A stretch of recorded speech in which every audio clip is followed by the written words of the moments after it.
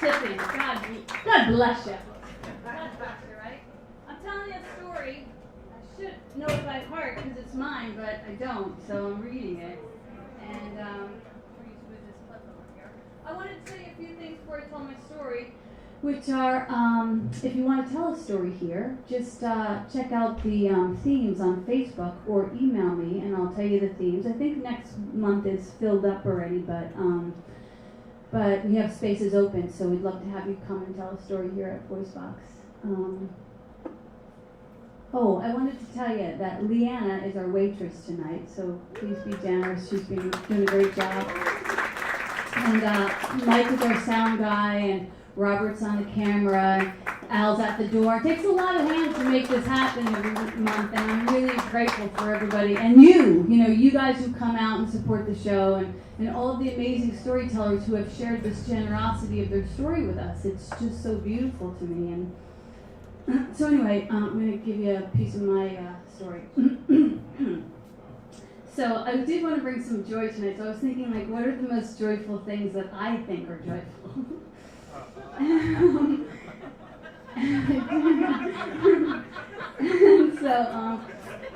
Boobs was what I thought were really joyful.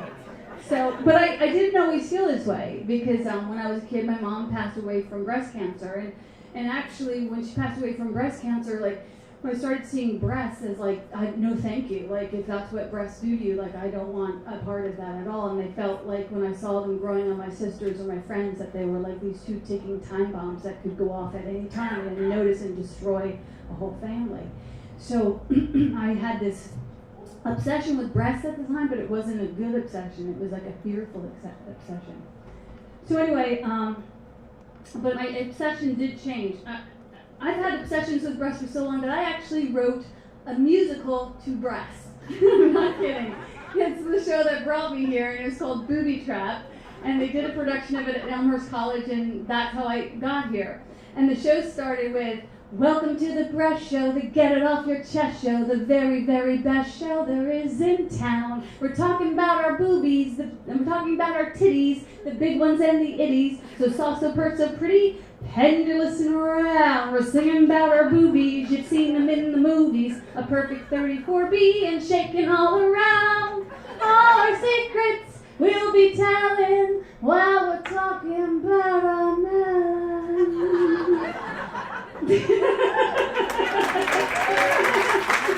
So, Jessica's grandmother inspired that song.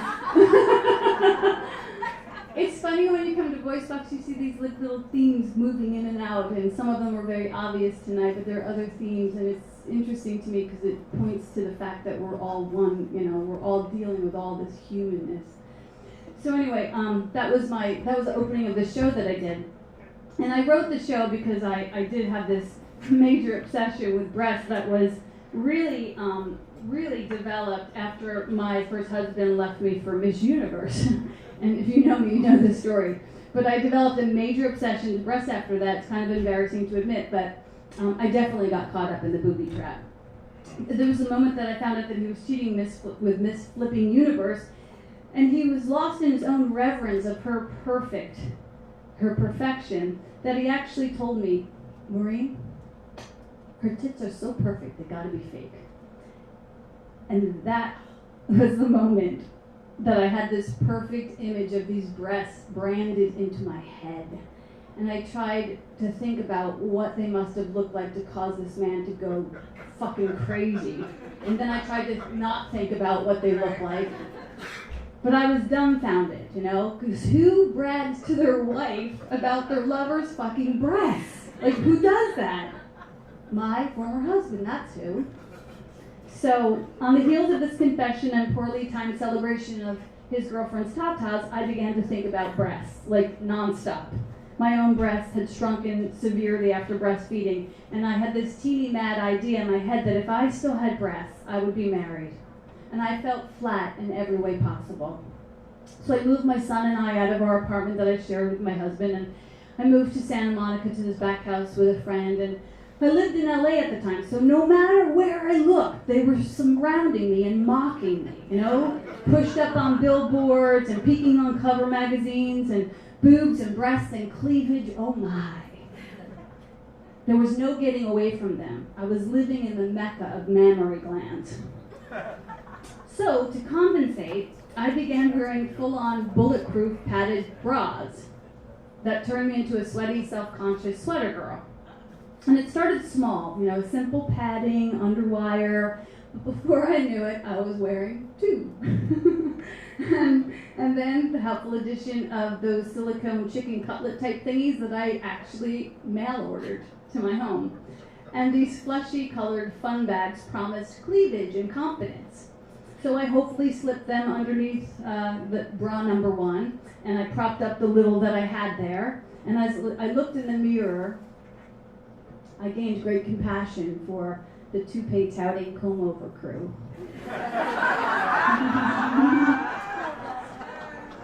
So this self-inflicted facade made it rather easy to sidestep any romantic invitations. Having anyone find out the truth behind the Twin Peaks was not something I was willing to deal with. So along with my breast obsession was my obsession with trying to, and this is really gets fucking crazy, trying to win back my husband. I was up against Miss fucking Universe. I mean, everyone in the whole universe thought she was better than me. I wasn't even in the running. But I thought if I could strike up the right conversation when he came to drop off our son, if I could, figure out the right bargain or the right pose or something that I could win him back. And I tried and I tried and I tried and I tried, and it got really pathetic. And sometimes when you're that pathetic, the universe has to step in and bitch smack you, help you wake up from your delusions. And it happened for me. I got in a car accident. I got hit by this couple who were plowing down the alley outside my house, not expecting me to pull in the crossways. They crashed into my beautiful, clunky, old Ford Falcon with its sparkly blue paint job.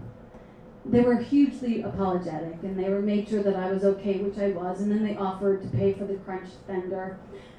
If we could avoid going through the insurance company, that would be great, they added. So I got a couple of estimates, and I sent them to the email address on their business card, and then I went to pick up the check, and as I stepped into the office, I was met with the most unsettling sight. I found myself in a waiting room, surrounded by a million images of pretty girls in suits and sashes, smiling back at me with Stepford eyes and blood-red lips, and miles and miles and miles of cleavage. I felt like I was going to pass out. As it turns out, they ran the Miss America pageant. Are you fucking kidding me? Are you okay? The woman asked. Oh yeah, it's just I didn't know that you ran the Miss America pageant. I blurted out, and then I shared, my husband's with Miss Universe. Oh, really? Small world. What does he do for them? Well, I guess my former husband, I stammered, and it's not really what he does, but who. They're together. And I'm pretty sure that was the very first time that I had to explain it to a complete stranger. And I stood in my cold, hard truth as it hung in the air. I had been dumped from Miss Universe.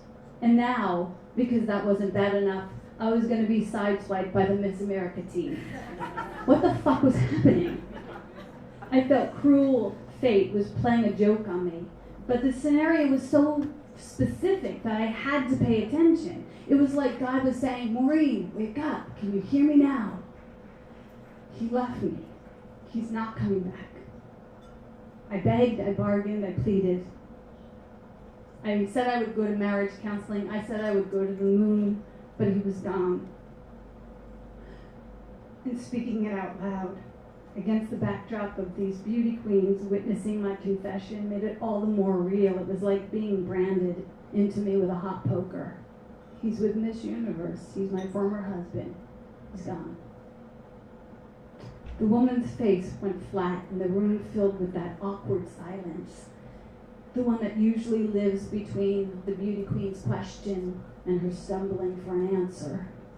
And suddenly we weren't strangers anymore. We were these two people who were deeply appreciative of this odd and awkward human condition. And I took a breath and I bit my lip and I tried to force a smile, and in the silence I heard her whisper, "Oh, honey, I'm sorry." And then she signed a check and she handed me an envelope, and I'm pretty sure she added a couple $100 to it. So between the moving and the accident and the stress, I lost my appetite. And then I lost 10 pounds that I didn't have to lose. And then I did the thing that they tell you not to do when you're going through major life changes. I cut all my hair off. Oh, they were right.